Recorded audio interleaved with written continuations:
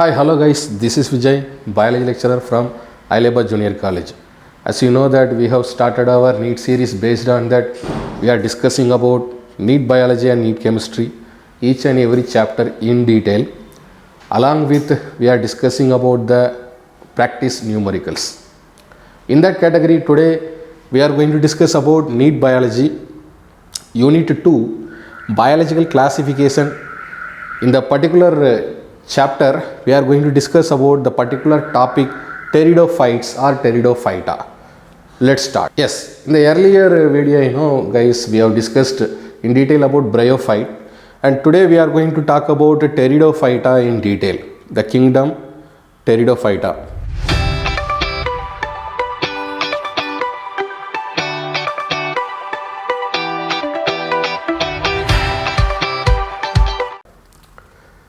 Okay, so under this plant kingdom, pteridophytes are nothing but these are also called as the flowerless plants or the seedless plants. Okay, so let us talk about pteridophyta in detail, its general characteristic features. Yes, first, pteridophytes. What are pteridophytes? Pteridophytes are the plants, those cannot produce the flowers or the seeds. These are also, we are going to call it as flowerless plants or seedless plants, and spore producing plants, and these are also vascular plants. Now let us talk about the land plants and the pteridophyta or pteridophytes in detail. The land plants, they have the complex internal structure, and the pteridophytes represent an intermediate position between the bryophyte and the germatophyte, spermatophyte, that is also called as spermatophyte. Say for example, the pteridophytes are the connective link between the bryophyte as well as the spermatophyte. Spermatophytes are nothing but these are the plants which includes two major categories. They are called the gymnosperms and angiosperms. Okay, again these angiosperms are further divided into further more classification like monocotyledon and dicotyledon. Okay, so all these plants are evolved from bryophytes, but there is a connecting link between this bryophyte and this spermatophyte. They are nothing but the pteridophyta, the pteridophyta. Okay, and these pteridophytes are also called as the vascular cryptogamy, because among the cryptogamy, the vascular stand, they are present only in the pteridophyte. It is not present in further are the plants present under this category. And water which is required for the movement of the sperms. That is the reason the gametophytes which are water loving plants, and the seed bearing plants, they have succeeded them and regulated the pteridophytes to the lower position in plant kingdom. Now let us talk about the general characteristic features of this pteridophyta in detail. Yes, let us talk about the general characteristic features, habit or habitat of pteridophyte. Okay, mostly the plants belongs to these pteridophytes. They are small size, annual type of plants or perennial type of plants. The meaning of annual type of plant is it comprises its entire life cycle to make over one whole year, or to comprises its life cycle to make over many years. So they are also called as the perennials. Perennials are the plant they could survive for many years, and most of them under this category of pteridophytes, they are terrestrial type of plants, and they thrive well under the damp soil or the sandy conditions. Okay, some of the species under this category pteridophytes, they grow in the sandy soil and xeric climates. Say for example, Selaginella is one of the best example where the species they grow in the sandy soil, and some of them they belongs to aquatic mode of life or aquatic mode of habitat. Say for example, like Salvinia, Azolla is one of the best example, and Marsilia is another example. Azolla is one of the very well example of the pteridophyte. They involve for the production of the fertilizers and biofertilizers and many other beneficial effect we'll discuss in detail. Some of the species under these pteridophytes, they grow as epiphytes. Epiphytes are nothing but, the plants, they are growing on the other plant, on the surface of the other plant. They are also called as epiphytes. Epiphytes type of pteridophytes are also can be seen. Few examples like, Selaginella oregana is one of the example, and Obiclosum pendulum is the another example, another species under this epiphytic mode of pteridophytes. And these are also divided into furthermore two types based on the general categories or the general characteristic features, and based on the shape of the leaf, they are further divided into two more types, the pteridophytes. For example, like megaphylous and microphylous. Megaphylous are nothing but the plants of pteridophytes which bear large leaves, large shape or the size of the leaves. Say for example, like fern is one of the best example under this category of pteridophyte. And microphylous are the organism, they could bear small size or the shape of the leaf. Say for example, like Selaginella is the best example, and Echistium is the other best example species under pteridophyte. Okay. The compound leaves also can be seen in some of the species like Adiantum fern, and with black shining petiole could be seen, which are beautifully arranged to impart appearance of a maiden's hair. That is the reason, with these particular kind of species are also further called as, further it is named as, maiden hair fern. Okay. So these are the different, habit or the habitat of pteridophytes. Okay. Now let us talk about the pteridophytes plant body or the thallus in detail. So let us talk about the plant body or the thallus, which is also called as sporophyte of pteridophytes. We will discuss in detail. Okay. The pteridophytes, they could bear an independent sporophytic plant body or the thallus with vascular system, well developed vascular system, and it develops from the diploid nature of the zygote after the process of the fertilization, and they could exhibit a great variation in the form or the size or the structure. Most of the species under these pteridophytes, they could develop from the diploid zygote. Okay. The pteridophytes, which are also herbaceous nature, and except a few which shows the woody tree-like structure like Cyathea spinulosa is one of the example, and Tixonia is the another example. Okay. Now the plant body, how it is differentiated, let us see. The plant body of the pteridophytes are differentiated into true stem, roots and leaves. There are, they are distinguished with the well developed true stem, true roots and the true leaves. And in lower pteridophytes, say for example like xylophytes is one of the example, and xylotails is the another example. They have the true roots and well developed leaves, which are not there in this particular type of species.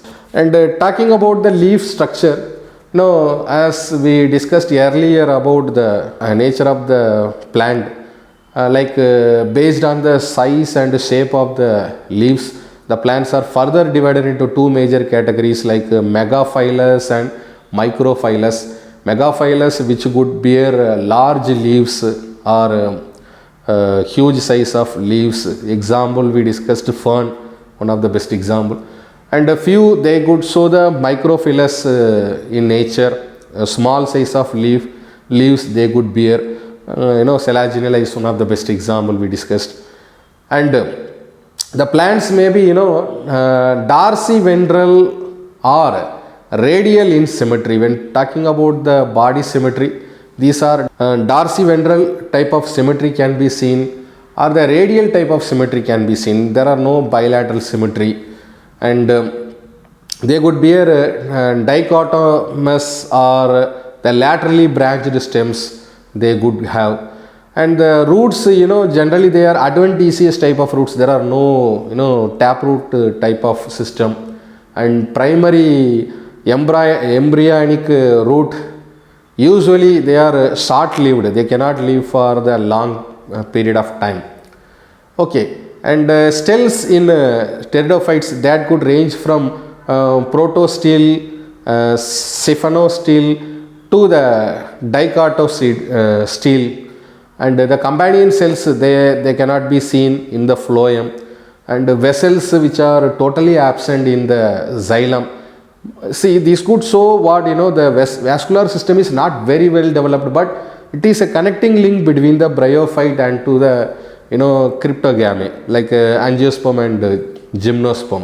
Okay. The Selaginella and Equistem type of species, the primitive vessels which are absent, we cannot able to see. And next, talking about the cambium. Cambium being which is totally absent, and secondary growth does not take place in most of the pteridophytes. And isoetes is an exception. That is one of the species where we could see the secondary growth. Okay, so this is about the plant body or the thallus or the sporophytic nature of pteridophyta.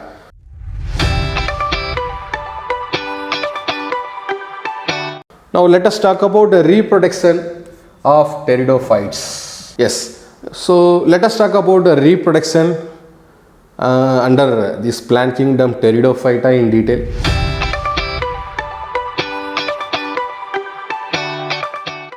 Okay, so the diploid sporophytic type of the plant thallus or the plant body, they could produces the haploid spores which is present inside the sporangia, and they could serve as means of the asexual mode of reproduction.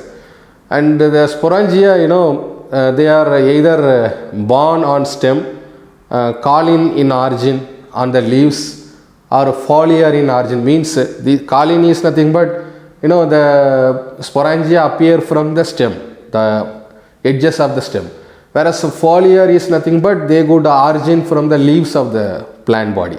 And the leaves, they could bear the sporangia which are also called as the sporophylls.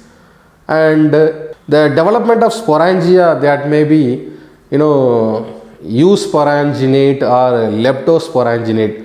And this eusporangium, they could develop from the different types of the sporangial initials. Say for example, like Lycopodium, Selaginella, Equistem and Silotum are the few example can be seen this sporangial initials. And the leptosporangium, they could develop from the single sporangial initial, and they could found in advanced type. Say for example, like Teres is one of the example, Marcella is one of the example.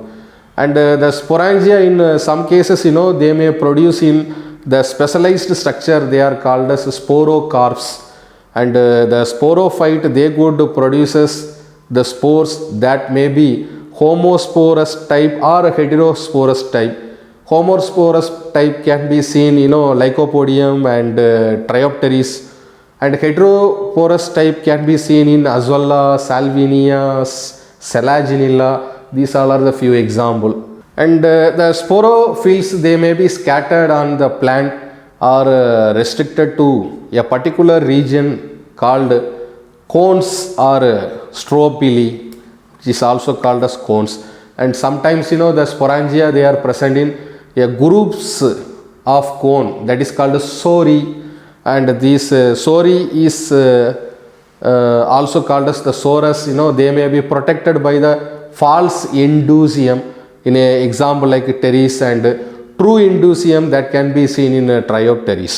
So this is about the reproductive structure or reproduction in pteridophytic species.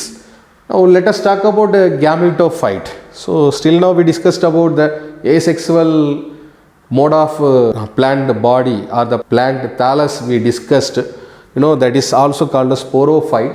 Now let us talk about the gametophyte and its structure. So gametophytic structure of pteridophyte, let us talk about in detail. Here the spores, they could germinate to produce the haploid gametophytic structure. The two different gametophytic structure can be produced, like the male gametophytic and the female gametophytic structure.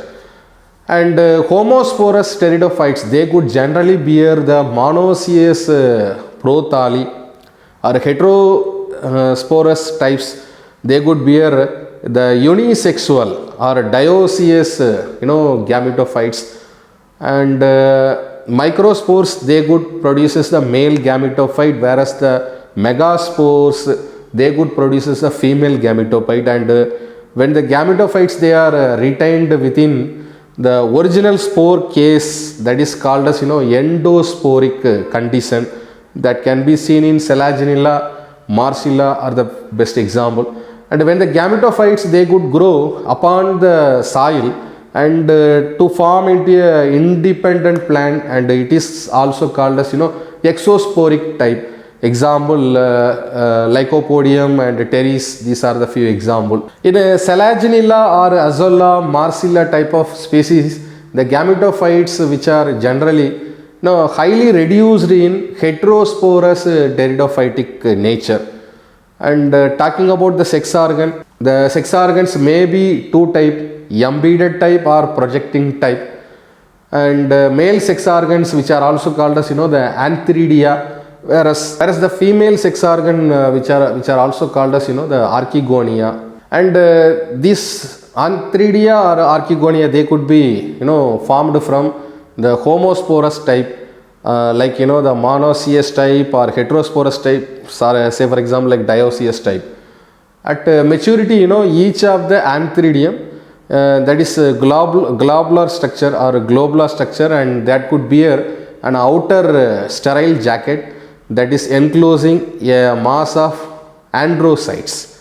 These androcytes are nothing but the male gametes, and each androcytes, they could form a motile sperm or anthrozoid. They could able to move with the help of the flagella like structure. They are usually motile in nature.